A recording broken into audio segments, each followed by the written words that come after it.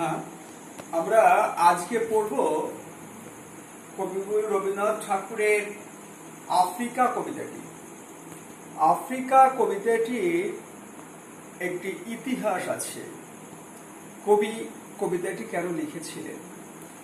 অনুজ কবি অমিয় চক্রবর্তীর অনুরোধে কবি শান্তিনিকেতনে বসে এই কবিতাটি লেখেন 1343-এর 26শে মার্চ, অর্থাৎ 1937-এর 8ই ফেব্রুয়ারি। কেন? ফ্যাসিস্ট ইতালির প্রতিভু বেনিতো মুসলিনির নির্দেশে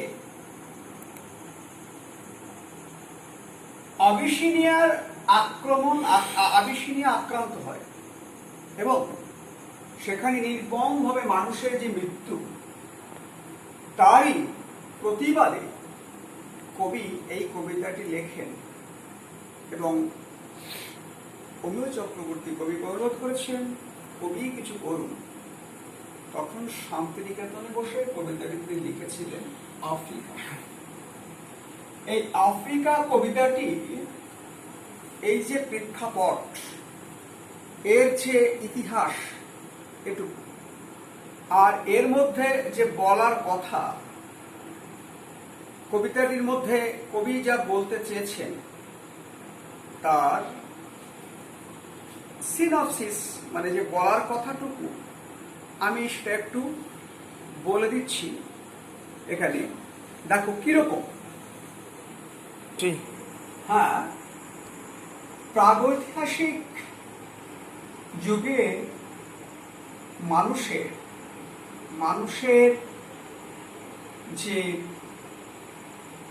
আসার আগে স্রষ্টা যেভাবে এই আফ্রিকাকে মূল ভূখণ্ড থেকে সরিয়ে দিয়েছিলেন, সেটা কবি প্রথমেই বলতে চেয়েছেন। তিনি এভাবেই বলতে চেয়েছেন। দেখো কিরকম বলতে চেয়েছেন, এভাবেই যে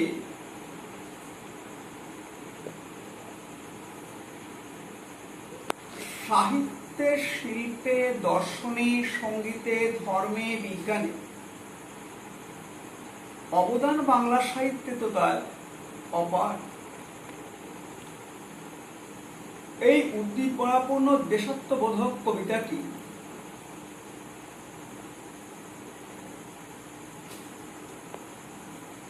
মহাকাব্যের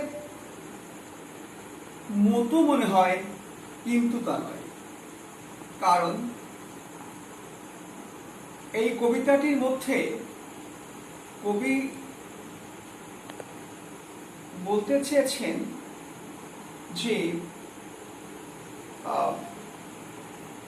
যে বিষয়টিকে তিনি আনতে চেয়েছেন তার ঘটনাক্রমের মধ্যে এরকম প্রাগৈতিহাসিক তমসাবৃত্ত পর্বটিতে তখন সভ্যতার বিন্যাস পর্বের সূচনা হয়নি। তাই কবি বলেছেন সে আদিম যুগের উদ্ভ্রান্ত। আদিম যুগের উদ্ভ্রান্ত মানে স্রষ্টাও যেন নড়ে চলে যাচ্ছেন, তার সৃষ্টি বারবার ধ্বংস করছেন এবং গড়ছেন। সে সময় আদিমতার আচ্ছন্ন ছিল প্রকৃতি। কবি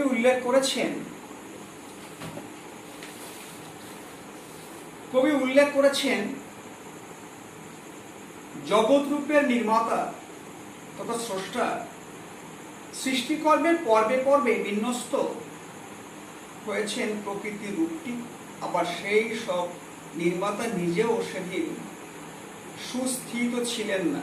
তাই প্রকৃতিকে আলোড়ন, বিপর্যয়, সৃষ্টিমুখী দ্রুত পরিবর্তনকামী সময়কে কবির মনে হয়েছে অধৈর্যে ঘন ঘন মাথা নাড়া।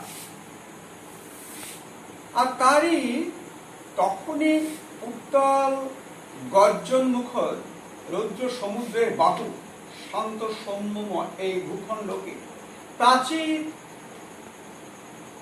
কুল ভূখণ্ড থেকে তাকে সরিয়ে দিয়েছেন স্রষ্টা। এভাবে এক সময় দেখা গেল কবির অন্তরে সেই গভীর ঘন আফ্রিকার প্রকৃতির জন্য এক বেদনা উন্মেষ ঘটেছে। সে আদি প্রকৃতির কাছে সাম্রাজ্য লিপ্সু মানুষের হিংস্রতা ছিল অপরিচিত। অপরপক্ষে রহস্যঘন সাপদ সংকুল বন্য তথা ছায়াবৃত্তা আফ্রিকা রমণীয় উগ্র বিভীষিকাপূর্ণ প্রচণ্ড মহিমায় আচ্ছন্ন ছিল তার মানব রূপ। ফলে সভ্য জগতে উপেক্ষার আবির দৃষ্টিতে উপলব্ধ হয়নি তার প্রকৃতি রূপটি। এমত অবস্থায় শুধুমাত্র তার সম্পদের লোভেই তার উপর ঘনীভূত হয় আফ্রিকার সাপদ অধিক ক্রূরতর নির্যাতনের ঘন কালো মেঘ। কবি সাম্রাজ্য লিপ্সু আক্রমক মানুষ ধরার দলের হিংস্র চেহারার বর্ণনায় তীব্রতা প্রদর্শন করেছেন। এলোরা লোহার হাত কড়া নিয়ে নখ যাদের তীক্ষ্ণ তোমার নেকড়ের চেয়ে। এই আদিমতা,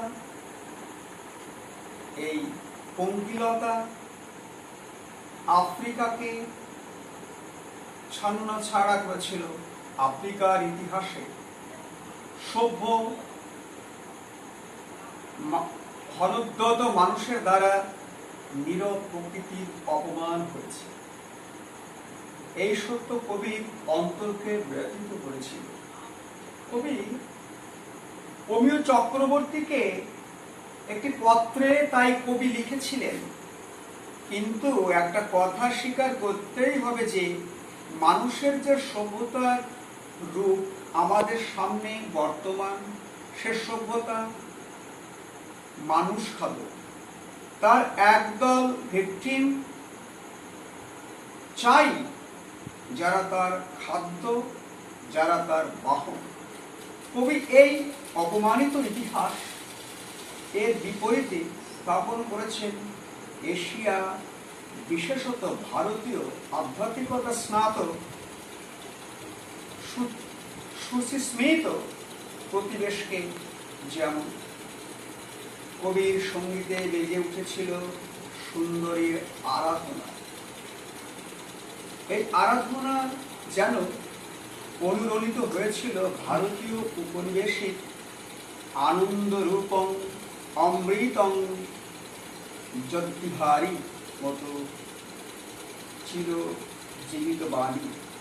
কবি বিস্মিত হননি যুদ্ধক্ষত রণরক্ত কীর্ণ তার বর্তমান সময়কে। তাই ক্রান্তদর্শী কবি দেখলেন পশ্চিম দিগন্তে, অর্থাৎ ইউরোপের দেশে দেশে প্রদোষকাল তথা রাত্রির শুরুর সময় ঝঞ্ঝা বাতাসে রুদ্ধশ্বাস। কবি দেখেছেন গুপ্ত গহ্বর থেকে পশুরা বেরিয়ে এলো এবং ঘোষিত হল দিনের ক্রান্তি বা অন্তিম কাল। আর তাই কবি ভারতীয় সভ্যতার বিরোধী উচ্চারণ হিসেবে সাম্রাজ্যবর্গীর আক্রমণের বিরুদ্ধে আসন্ন সংঘার শেষ নিপাতে সহানুভূতিতে আবেগ অরিক্ষ উচ্চারণে বুদ্ধদেবের উত্তরসূরি রূপে মা হিংসী বাণী ধারাবাহিকতায় বলেছেন ক্ষমা কর। কারণ হিংস্র প্রলাপের মতো এটি চিরজীবনের জয়গানে উজ্জ্বল সভ্যতার শেষ পূর্ণবাণী। এই শেষ পূর্ণবাণী কবির কণ্ঠে জেগে উঠেছে। আর তখনই এই কবিতার সার্থকতা এসেছে। কবি বারবার এই সত্যকে তুলে ধরেছেন স্বাপদশঙ্কুল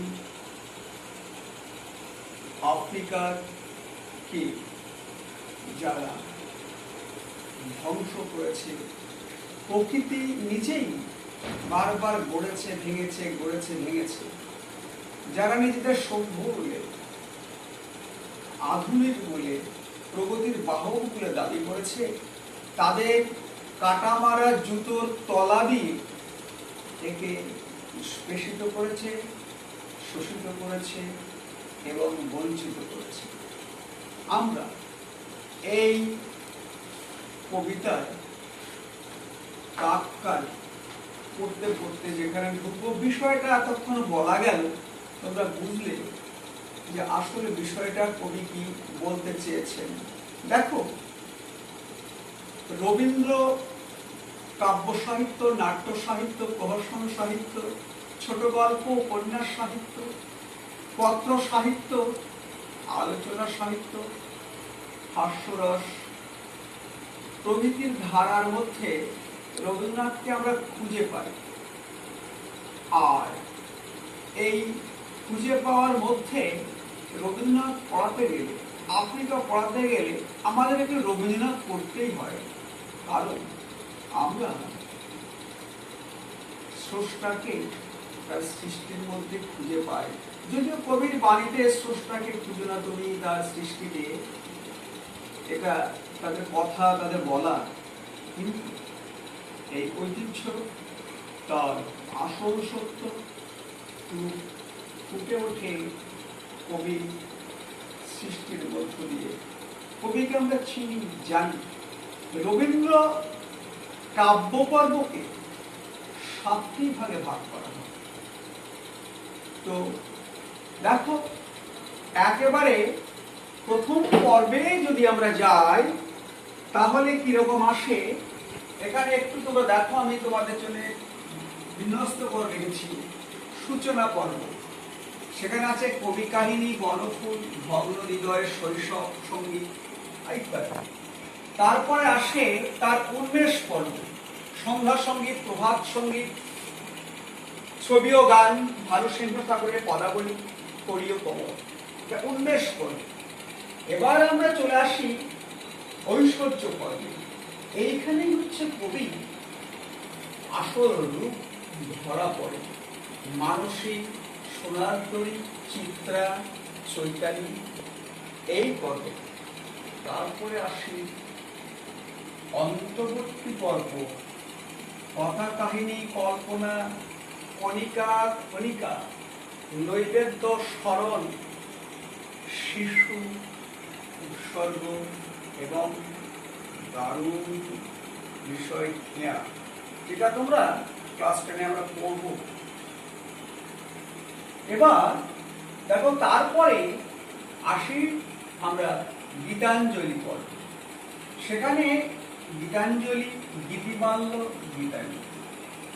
এই প্রসঙ্গে কথা বলে রাখি, গীতাঞ্জলি একটা আলাদা কাব্য নয়, কতগুলো কাব্য থেকে কুড়িয়ে আনা একটা গানের কথামালা ভাবা হয়।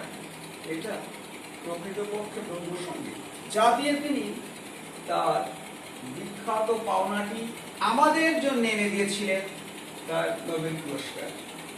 এবার দেখো বলাকা পর্ব, যে পর্বতে কবিকে আমরা সাংঘাতিক ভাবে চিনি, কবির মধ্য লবণ, বলাকা, পুরবী, মহুয়া, বনবাণী, পরিশেষ, এটা তার বলাকা পর্ব।